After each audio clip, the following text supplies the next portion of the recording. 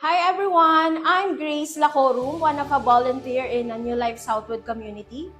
But first, paano po ba ako napunta dito sa New Life Southwood community? It was late quarter ng 2022. Nung naglalakad po kami dyan sa baba, nag-withdraw ako galing BPI, may narinig po akong parang nag-aawitan na worship team. Parang every Sunday na worship natin, ganon.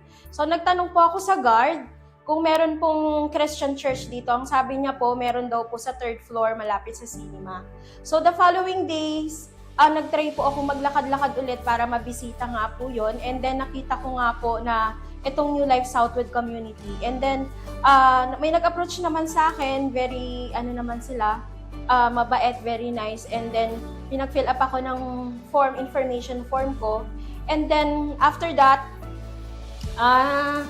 nag-pray ako sa Lord. Sabi ko, Lord, gusto ko pong mag-commit, gusto ko pong mag-serve kasi but gusto ko po sanang magkaroon ako ng church na malapit po sa amin para mas madali po akong makapag-serve sa'yo.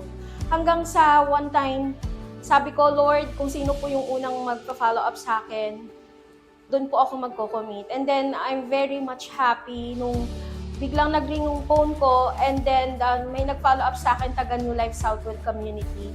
And then, yun na, nagtuloy-tuloy na po as attendee po muna hanggang sa binigyan ako ng pagkakataon ng Lord na maging volunteer ng as a worship team po, part of a worship team. And I'm so grateful and thankful po talaga sa New Life Southwood community, lalong-lalo na po kay Pastora, na patuloy na nag-encourage sa akin, sa family ko, kay Pastor James, and then sa aking connect group na si Ate Thea. Hanggang sa kwento ko nga yung paano ko nalaman tong New Life Southwood kay Ate Thea. Sabi niya kasi sa akin, it was that time, sabi niya, soundproof daw po itong church natin at hindi daw po yun maririnig sa labas, lalong-lalo na po sa baba, yung kung ano man po yung kantahan dito. So, ganun talaga yung kilos ng Panginoon. He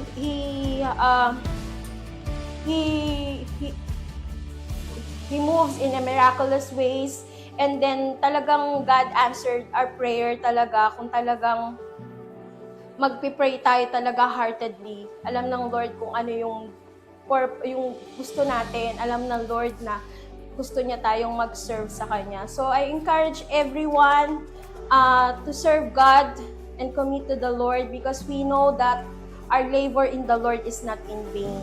Yun lang po, and thank you so much and God bless you all.